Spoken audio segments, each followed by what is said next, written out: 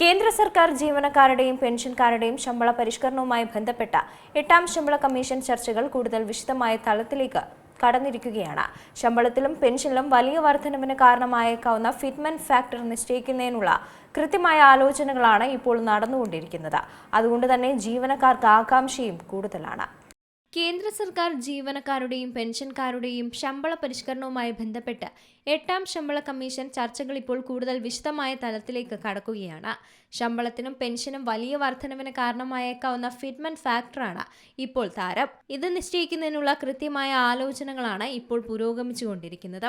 നിലവിൽ ലെവൽ 1 മുതൽ ലെവൽ 13 വരെയുള്ള ജീവനക്കാരുടെ ശമ്പള ഘടനയെയും അവരുടെ ഭാവി ആനുകൂല്യങ്ങളെയും ഇത് നേരിട്ട് തന്നെ സ്വാധീനിക്കും.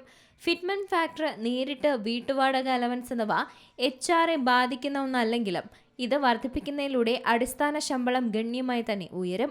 അടിസ്ഥാന ശമ്പളത്തെ കൃത്യമായി ആശ്രയിച്ചുകൊണ്ടാണ് വീട്ടുവാടക അലവൻസ് അഥവാ HRA കണക്കാക്കുന്നത് എന്നതുകൊണ്ട് തന്നെ അടിസ്ഥാന ശമ്പളത്തിൽ വരുന്ന ഏത് വർധനയും സ്വാഭാവികമായും ജീവനക്കാരുടെ കൈകളിലെത്തുന്ന അന്തിമ HRA തുകയിൽ വലിയ വർധനവുണ്ടാക്കും. നിലവിൽ ഫിറ്റ്മെന്റ് ഫാക്ടർ 2 മുതൽ 5 മടങ്ങ് വരെ വർദ്ധിപ്പിക്കണമെന്നതാണ് ജീവനക്കാരുടെയും വിവിധ യൂണിയനുകളും ആവശ്യപ്പെടുന്നത്. എന്നാൽ നിലവിലെ സാഹചര്യത്തിൽ 2.5 അല്ലെങ്കിൽ 3 മടങ്ങ് വരെയുള്ള വ്യത്യസ്ത ഫിറ്റ്മെന്റ് സിനാരിയോകൾ അനുസരിച്ചുള്ള വർധനവിനുള്ള സാധ്യതകളാണ് ഔദ്യോഗിക തലത്തിൽ പരിശോധിക്കപ്പെടുന്നത്. ഉയർന്ന ശമ്പളവും പെൻഷനും അതോടൊപ്പം നൽകേണ്ടി വരുന്ന കുടിശ്ശികയും സർക്കാരിന്റെ സാമ്പത്തിക ഭദ്രത എങ്ങനെ ബാധിക്കുമെന്നതുകൂടി പരിഗണിച്ചുകൊണ്ടായിരിക്കും ഇതിൽ അന്തിമ തീരുമാനം വരുന്നത്.